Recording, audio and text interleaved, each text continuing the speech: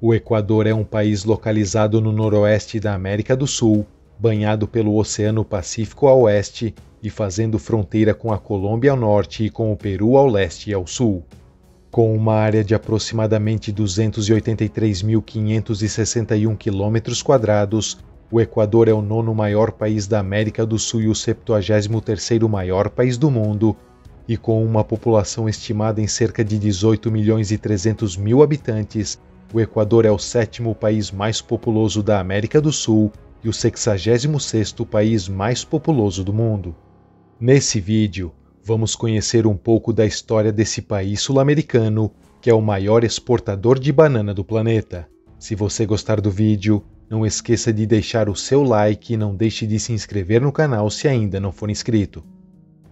Os primeiros colonizadores do que hoje é o Equador foram tribos nômades de caçadores-coletores vindas do norte, que chegaram no território equatoriano por volta de 9.000 a.C., dando início ao período pré-cerâmico. Já nessa época, se estabeleceu na península de Santa Helena a cultura Las Vegas, a primeira cultura do Equador. Apesar dos primeiros assentamentos terem surgido na costa, a maioria dos assentamentos dessa época se formaram na região andina, onde por volta de 8.000 a.C. surgiu a cultura Engá. Mais ou menos em 6.000 a.C. tem início o período formativo, quando os povos dessa região passaram da caça e da coleta e de uma agricultura simples para uma sociedade mais desenvolvida. A partir desse momento, novas culturas se desenvolveram e em 3.500 a.C. surgiu a cultura Valdívia, a primeira cultura equatoriana a usar a cerâmica. Por volta de 1.500 a.C., a cultura Valdívia foi substituída pela cultura Machalila, uma cultura agrícola que prosperou ao longo da costa e existiu até meados de 1100 a.C. Em 900 a.C., surgiu a cultura Chorrera, que viveu tanto nos Andes quanto nas regiões costeiras e ficou conhecida pelas suas estatuetas ocas de cerâmica em forma de animais e plantas. Em 300 a.C., teve início o período de desenvolvimento regional, quando as diferenças regionais se desenvolveram na organização territorial e política. Já nessa época, surgiu a cultura Bahia e a cultura Latolita, e por volta do ano 100 a cultura Guangala. Aproximadamente no ano 600, surgiram as culturas Los Manteños e Huancavilca, que se estabeleceram na costa do atual Equador, e já por volta do ano 800, a cultura Quito se estabeleceu em uma região montanhosa nos Andes. Em 980, a cultura Quito foi derrotada pela cultura Cara, dando origem à cultura Quito-Cara, que junto com os índios Cañari fundou nessa região o Reino de Quito. Em 1493, Huayna Capac assume o poder do Império Inca e expande seu território para o norte, chegando até as terras do atual Equador. Apesar da resistência dos povos Cañari, Quito e Cara, os Incas conquistam o Reino de Quito e incorporam o atual território equatoriano ao Império Inca. O imperador Huayna Capac gostava muito da região do Equador e nomeou Quito como a segunda capital do Império Inca. Em 1527, Huayna Capac morre e dá início a uma guerra civil no Império Inca entre seus filhos Huáscar e Atahualpa. Em 1530, em meio à guerra civil, os espanhóis liderados pelo conquistador Francisco Pizarro chegam no território equatoriano e em 1532, Atahualpa derrota seu irmão e se torna o imperador do Império Inca. Nesse mesmo ano, Pizarro captura Atahualpa, que acaba sendo morto em julho de 1533. Em 15 de novembro, os espanhóis tomam a capital Cusco e o Império Inca é conquistado. Em 1534, o território espanhol na América do Sul é dividido em governadorias e o território correspondente ao atual Equador fica dividido entre a governadoria de Nueva Castilha ao sul e a entidade territorial chamada de Reino de Terra Firme ao norte. Também nesse ano, o conquistador espanhol e tenente de Francisco Pizarro, Sebastián de Belalcázar, seguiu para Quito para consolidar a conquista da região do atual Equador, onde enfrentou as forças do guerreiro inca Rumiñahui, que incendiou a cidade para evitar que fosse tomada pelos espanhóis. Então, em 15 de agosto, foi fundada mais ao sul pelo conquistador Diego de Almagro, uma vila provisória chamada de Vila de Santiago de Quito. A partir dessa vila, partiu uma expedição para o norte comandada por Belalcázar, que em 6 de dezembro fundou nas ruínas da cidade inca de Quito a cidade de São Francisco de Quito. E em 1535, outra expedição partiu para o sul, em direção ao Golfo de Guayaquil. Em 1542, é criado pelo rei Carlos I da Espanha o vice-reino do Peru, ao qual o território correspondente ao atual Equador passou a fazer parte. E no ano seguinte, depois de vários assentamentos, a expedição que partiu da vila de Santiago de Quito em 1535 fundou a cidade de Santiago de Guayaquil. Em 1563, é criada por decreto do rei Felipe II da Espanha uma entidade chamada de Real Audiência de Quito, que apesar de fazer parte do vice-reino do Peru tinha permissão para tratar de diversos assuntos direto com Madrid, já que o governo do vice-reino do Peru estava muito longe para administrar a região com eficácia. A partir desse momento, foi implementado na região o sistema de encomenda, pelo qual os espanhóis exploravam a terra, recompensando os conquistadores pelo trabalho de povos não cristãos subjugados, que em teoria recebiam em troca educação e proteção militar.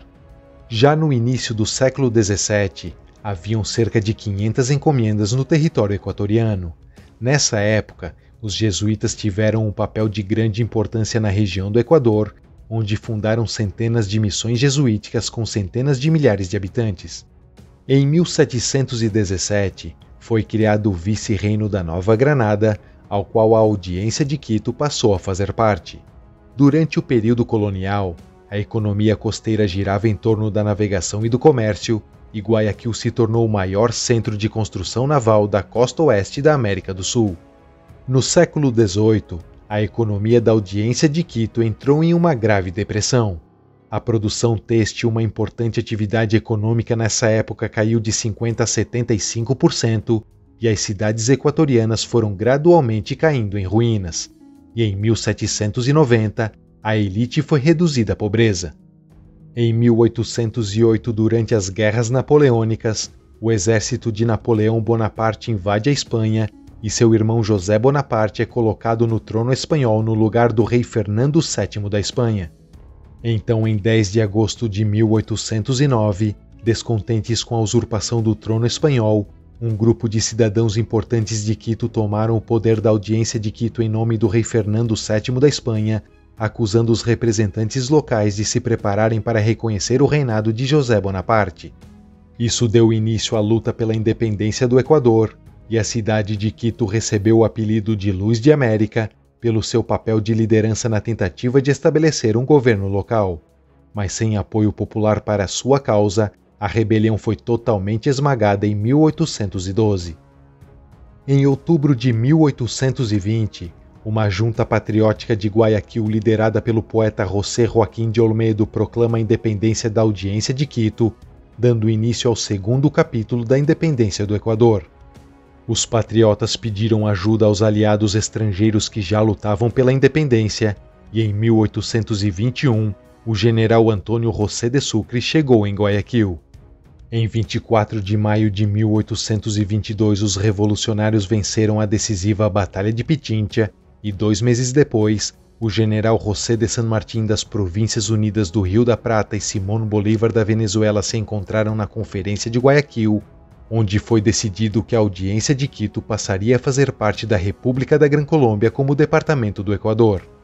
Teve início então um período tumultuado na Gran Colômbia, onde as divergências políticas levaram a vários movimentos separatistas no país, e em 13 de agosto de 1830, o Equador conquista sua independência. Em 22 de setembro, foi promulgada a primeira Constituição do Equador, declarando a união dos departamentos de Quito, Guayaquil e Azuay em um único país independente chamado de Estado do Equador, tendo o militar Juan José Flores como primeiro presidente e a cidade de Quito como capital. Em 1832, acontece a Guerra do Cauca entre o Equador e a República de Nova Granada pela soberania da região de Pasto, e com a assinatura do Tratado de Pasto, o Rio Carte foi definido como a fronteira entre os dois países.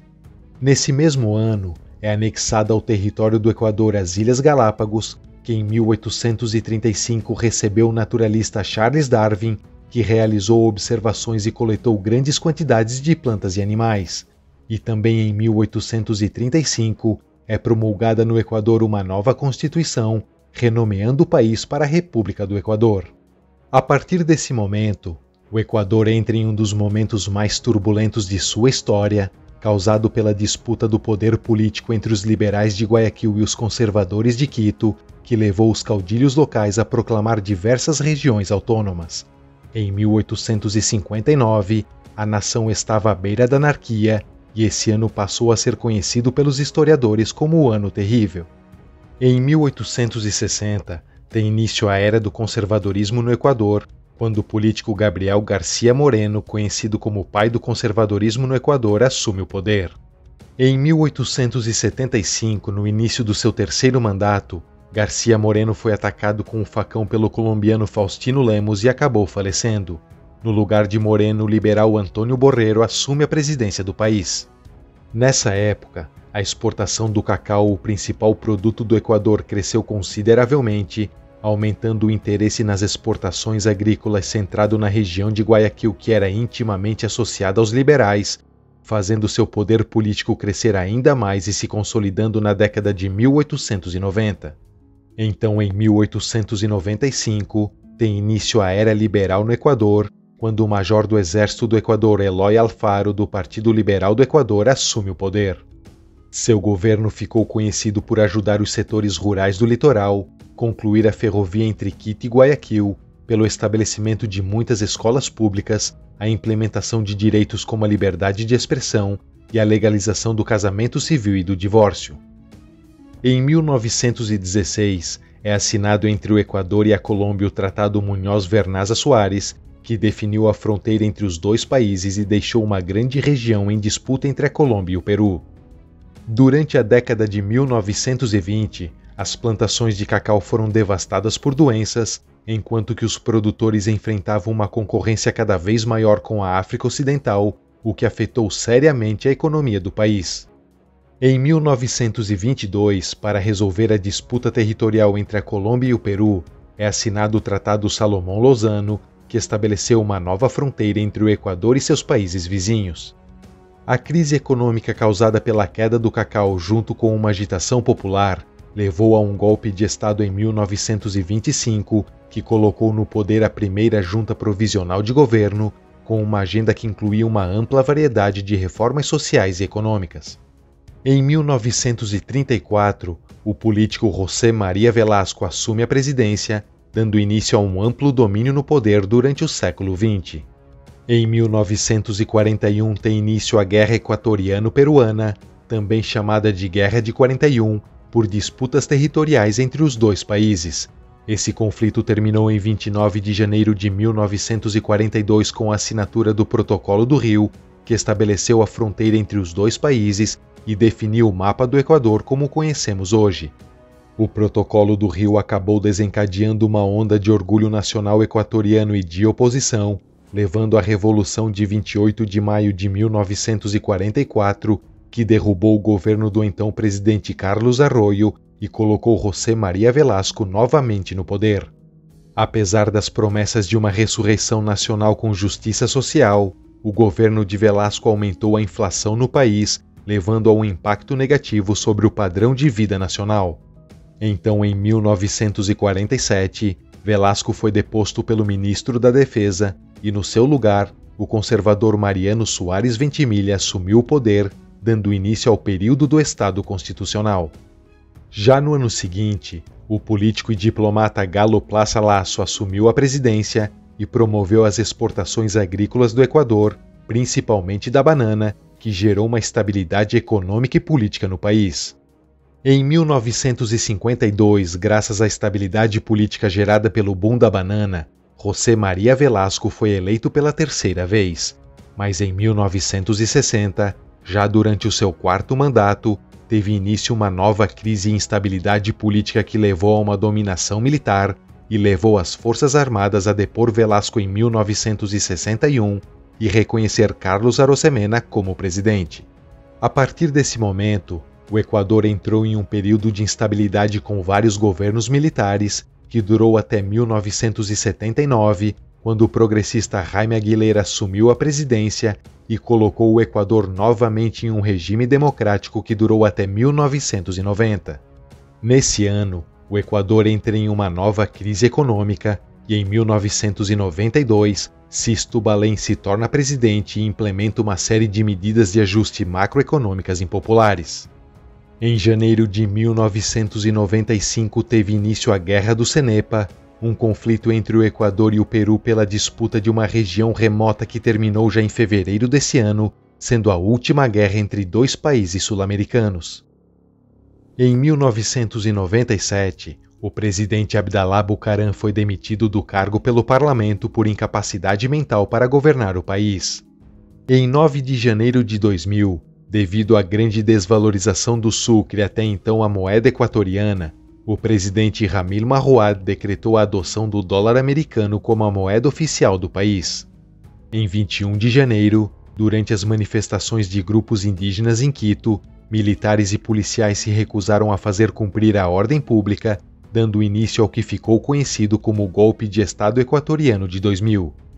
Depois de negociações fracassadas, o presidente Ramil Marruad fugiu do Palácio Presidencial e o vice-presidente Gustavo Noboa Bejarano assumiu o poder. Os governos de Noboa e do seu sucessor, o coronel Lúcio Gutierrez Borbua, foram caracterizados pelo descaso com os problemas sociais e acusações de corrupção. Então, em 2005, após semanas de protestos, Gutierrez foi derrubado do cargo e substituído pelo vice-presidente Alfredo Palacio. Em 2007, o economista Rafael Correa assumiu o poder com a promessa de focar na pobreza. O governo de Correa durou até 2017 e, durante o seu mandato, a pobreza no Equador diminuiu consideravelmente e o PIB do país cresceu mais do que nos governos anteriores. Rafael Correa foi substituído pelo seu vice-presidente Lenín Moreno Garcés, que se distanciou das políticas do seu antecessor ao adotar uma política neoliberal e anunciou medidas de austeridade que resultou em várias manifestações durante o seu governo. Em 2021, Guilhermo Lasso Mendoza assumiu a presidência e, já nesse ano, decretou o estado de emergência por 60 dias com o objetivo de combater o crime e a violência relacionada às drogas. As políticas de Lasso resultou em vários protestos que bloquearam estradas e portos e resultou na escassez de alimentos e combustíveis em todo o país. Durante a campanha eleitoral de 2023, o candidato Fernando Villavicencio foi assassinado e esse acontecimento colocou o país em estado de emergência novamente. Atualmente, o Equador possui uma economia em desenvolvimento altamente dependente de commodities, principalmente de petróleo e produtos agrícolas, sendo a 7ª maior da América do Sul e a 63ª maior do mundo, com um PIB nominal de aproximadamente 115 bilhões de dólares. O Equador é classificado como um país de renda média alta e com um PIB per capita de cerca de 6.642 dólares, é o 7º colocado da América do Sul e o 95º do ranking mundial.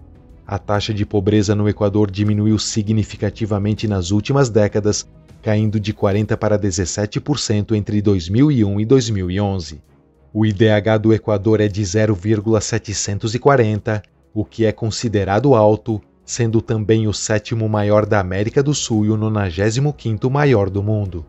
E essa é a história do Equador, esse país de vasta riqueza natural e que é onde fica o Monte Chimborazo, que devido à deformação do planeta é a montanha mais alta do mundo se medida do centro da Terra até o seu topo. Se você gostou do vídeo, não esqueça de deixar o seu like. Um abraço e até o próximo vídeo.